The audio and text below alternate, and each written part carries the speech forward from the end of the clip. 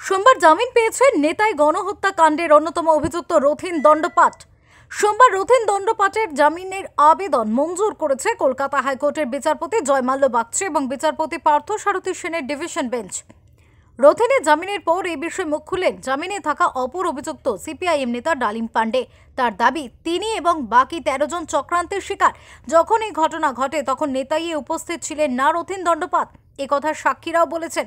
পাশাপাশি তিনি বলেন, অভিযুক্ত 14 জনের মধ্যে 10 জনই ইতিমধ্যেই জামিন পেয়েছেন, বাকি 4 জনও জামিন পেয়ে যাবেন।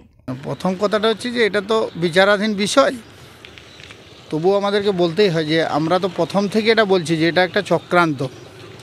যখন এই ঘটনাটা ঘটে তখন কিন্তু ও বাড়িতে ছিল না।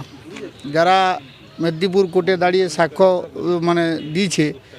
সাক্ষী দিয়েছে তারা কিন্তু বলেছে যে উনি প্রায় 1 বছর আগে থেকেই বাড়ি ছাড়া হয়ে ঝাড়গ্রামে বাড়ি ভাড়া নিয়েছিলেন। তবুও বলবো যে এটা আমাদের কাছে আমাদের বিচার ব্যবস্থার উপরে আস্থা আছে, ঠিক আছে। ফলে যে বিচার ব্যবস্থা আস্থা আছে বলে আজকে আমরা 13 জন, আর আজকে রথীন দণ্ডপাটকে নিয়ে 14 জন আমরা বাইরে এসেছি, এবং আর যে 4 জন আমাদের থেকে গেল তারাও খুব দ্রুত বাইরে বেরোবে। উল্লেখ্য, 2014 সালে সিবিআইয়ের হাতে গ্রেফতার হন রথীন দণ্ডপাট। নেতাই কাণ্ডের সময় রথীন দণ্ডপাটের বাড়ির ছাদ থেকেই গুলি চালানোর অভিযোগ ওঠে। সম্প্রতি আদালতে জামিনের আবেদন করেন রথীন দণ্ডপাট।